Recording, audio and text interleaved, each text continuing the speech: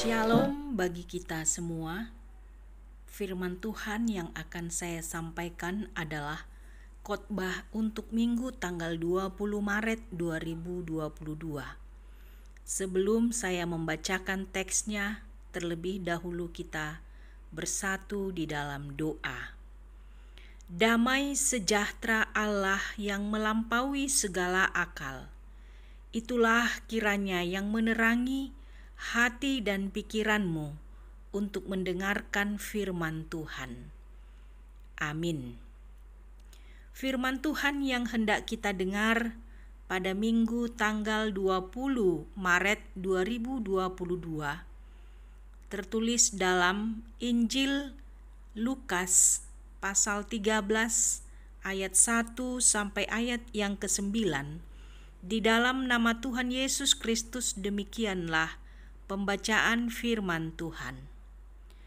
Pada waktu itu datanglah kepada Yesus beberapa orang membawa kabar tentang orang-orang Galilea yang darahnya dicampurkan Pilatus dengan darah korban yang mereka persembahkan.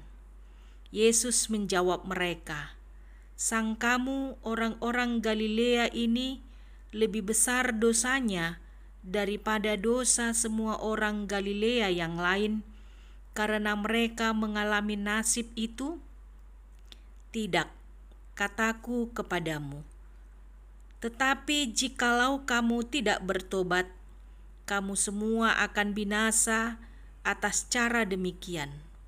Atau sangkamu ke-18 orang yang mati ditimpa menara dekat Siloam lebih besar kesalahannya daripada kesalahan semua orang lain yang diam di Yerusalem? Tidak, kataku kepadamu. Tetapi jikalau kamu tidak bertobat, kamu semua akan binasa atas cara demikian." Lalu Yesus mengatakan perumpamaan ini.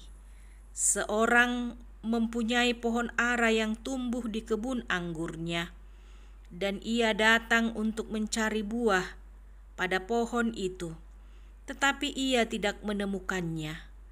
Lalu ia berkata kepada pengurus kebun anggur itu, "Sudah 3 tahun aku datang mencari buah pada pohon ara ini, dan aku tidak menemukannya. Tebanglah pohon ini. Untuk apa ia hidup di tanah ini dengan percuma?" Jawab orang itu, "Tuan, biarkanlah dia tumbuh tahun ini lagi. Aku akan mencangkul tanah sekelilingnya dan memberi pupuk kepadanya. Mungkin tahun depan ia berbuah. Jika tidak, tebanglah dia." Demikianlah pembacaan firman Tuhan.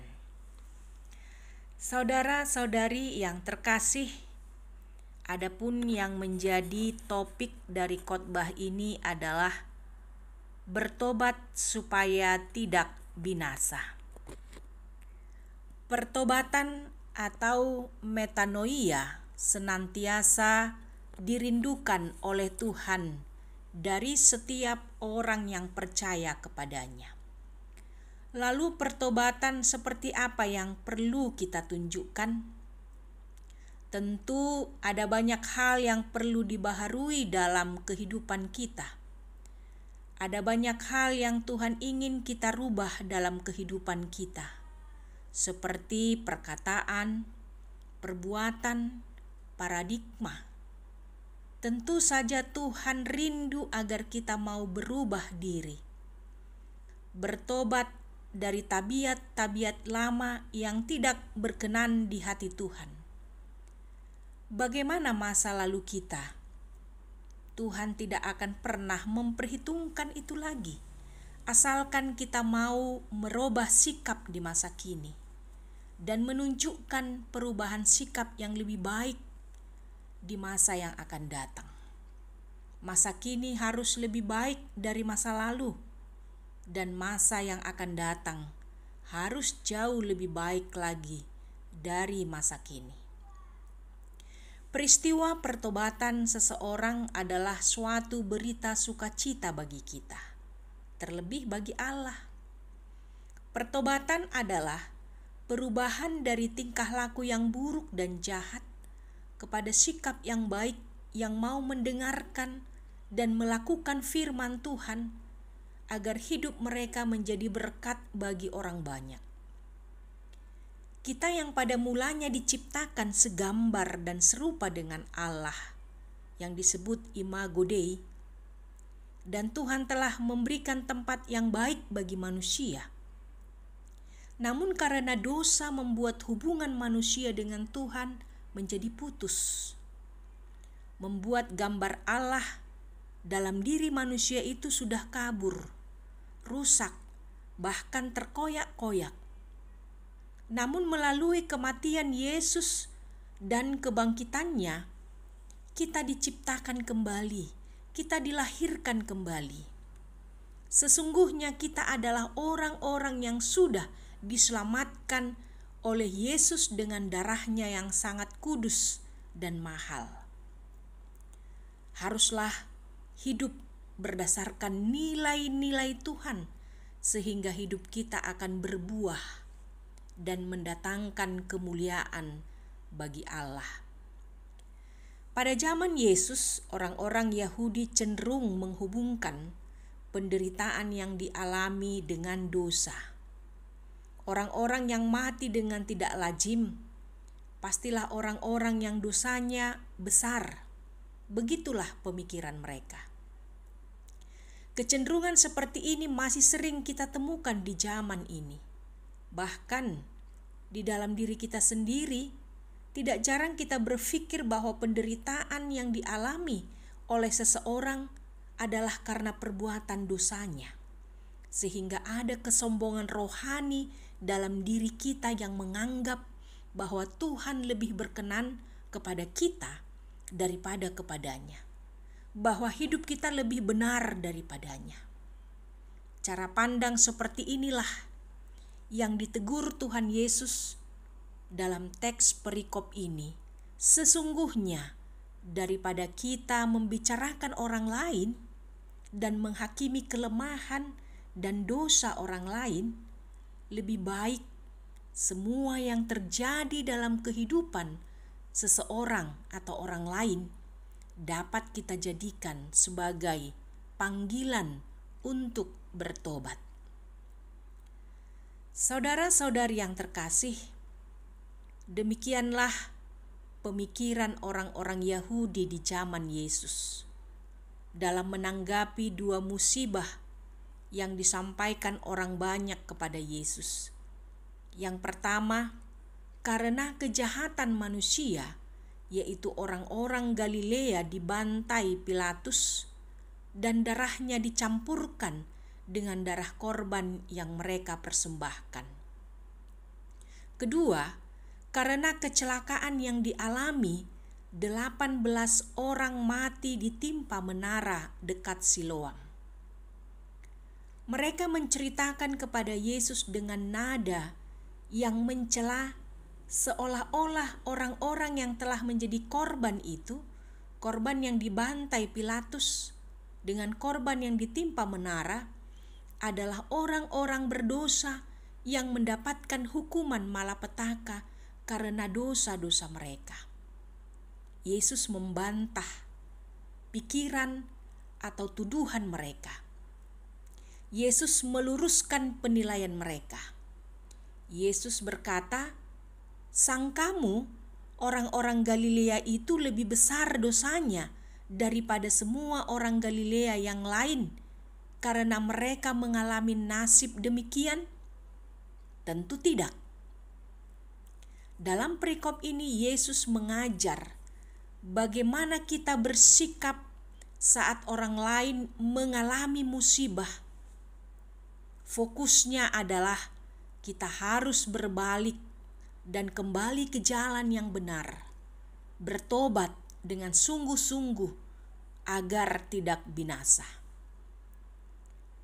Saudara-saudari yang terkasih, Yesus masih melanjutkan pengajarannya tentang pertobatan dengan mengatakan perumpamaan tentang pohon ara yang tidak berbuah.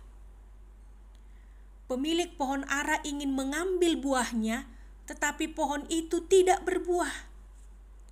Pemilik pohon ara itu tentu merasa kecewa karena sudah sangat mengharapkan buahnya. Bentuk kekecewaannya, ia menyuruh agar pengurus kebun itu menebang pohon itu. Tetapi pengurus kebun itu meminta waktu dan kesempatan untuk merawat dan memupuk pohon itu kembali dengan harapan tahun depan pohon itu akan berbuah. Jika tidak berbuah, maka biarlah ditebang. Kesempatan itu anugerah. Kesempatan diberikan kepada pohon ara itu untuk berbuah. Hidup kita juga kesempatan yang diberikan Tuhan agar kita hidup berdasarkan nilai-nilai Tuhan, sehingga hidup kita akan berbuah dan mendatangkan kemuliaan bagi Allah. Ted Williams adalah seorang gelandangan yang tinggal di kemah pinggir Jalan Columbus. Pada tahun 80-an ia adalah seorang penyiar radio. Sebelum hidupnya dihancurkan oleh narkoba dan minuman keras, sehingga ia kehilangan karirnya di radio. Ia hidup sebagai perampok, penipu, pemalsu, dan menjadi pengemis yang keluar masuk penjara. Suatu hari, sebuah studio rekaman menayangkan suara emasnya melalui YouTube, dan itu mengubah hidupnya menjadi sangat terkenal. Dalam siaran televisi NBC, Williams menyatakan siap menjalani kesempatan kedua yang diberikan kepadanya. Saudara-saudari yang terkasih, perumpamaan pohon ara yang tidak berbuah ini yang kita baca tadi di ayat 6 sampai ayat 9 berbicara tentang kesempatan baru yang diberikan Tuhan kepada setiap orang berdosa, kepada setiap orang yang hidupnya tidak berbuah, agar mau bertobat serta dengan sungguh-sungguh datang kepada Kristus dan mengakui segala dosanya. Jika kita berkata bahwa kita tidak berdosa, maka kita menipu diri kita sendiri dan kebenaran tidak ada di dalam kita. Jika kita mengaku dosa kita, maka Ia adalah setia dan adil, sehingga Ia akan mengampuni segala dosa kita dan menyucikan kita dari segala kejahatan. Karena Allah itu setia, Dia akan mengampuni, tidak akan menghukum, dan Dia akan menyucikan, menjadikan kita bersih dari segala kesalahan kita.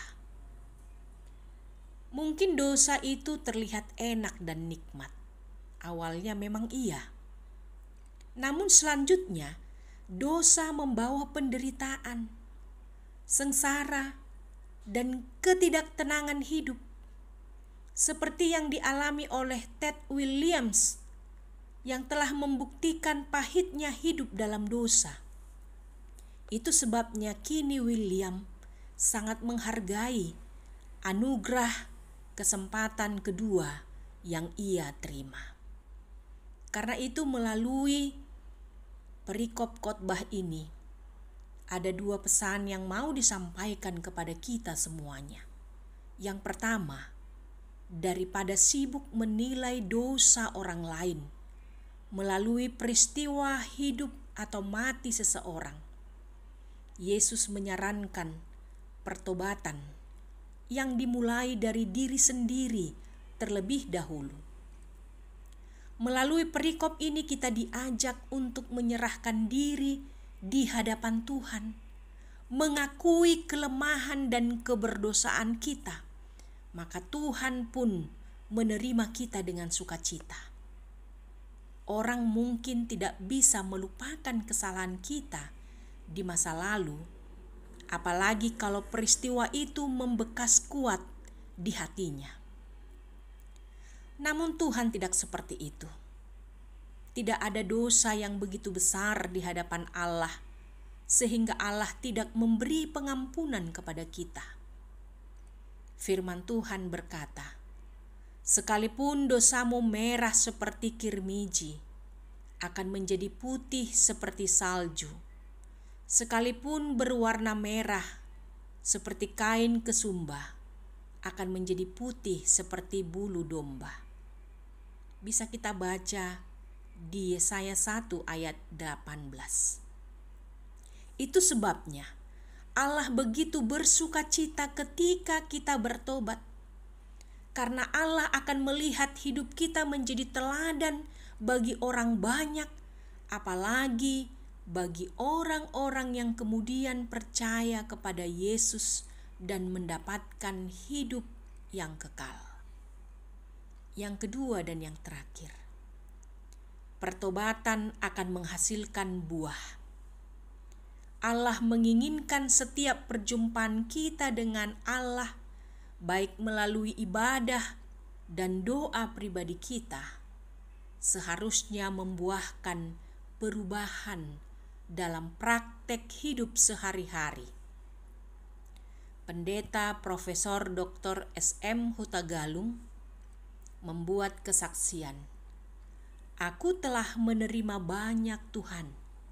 Karena itu, beliau menekankan kepada siapa banyak diberi, darinya banyak diminta. Tentu kita juga sudah menerima banyak dari Tuhan. Bahkan kesempatan hidup ini adalah anugerah yang harus kita syukuri dengan menghasilkan buah dan mendatangkan kemuliaan bagi Allah. Amin. Kita kembali berdoa. Puji dan syukur kami sampaikan kepadamu, ya Bapa di sorga. Banyak hal yang telah Engkau beri di dalam kehidupan kami. Kami menerimanya bukan karena kebaikan kami Tuhan, tetapi karena Tuhan begitu mengasihi kami. Ajarlah kami Tuhan untuk senantiasa agar hidup kami ini menghasilkan sesuatu yang bermanfaat, yang bisa dinikmati oleh orang banyak, menghasilkan buah-buah yang manis, sehingga hidup kami menjadi berkat bagi orang banyak, dan hidup kami mendatangkan kemuliaan bagi Allah. Terima kasih ya Bapa.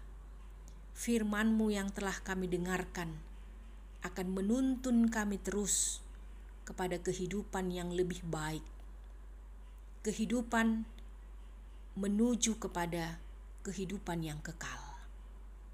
Kami berdoa ya Tuhan buat seluruh warga jemaat-Mu dimanapun mereka berada. Engkaulah ya Tuhan yang memberkati mereka. Engkaulah ya Tuhan yang memberikan kepada mereka berkat-berkat yang berkelimpahan. Bagi yang sakit, yang terbaring lemah di rumah maupun di rumah sakit, biarlah kuasa-Mu itu Tuhan yang memberikan kesembuhan dan kesehatan.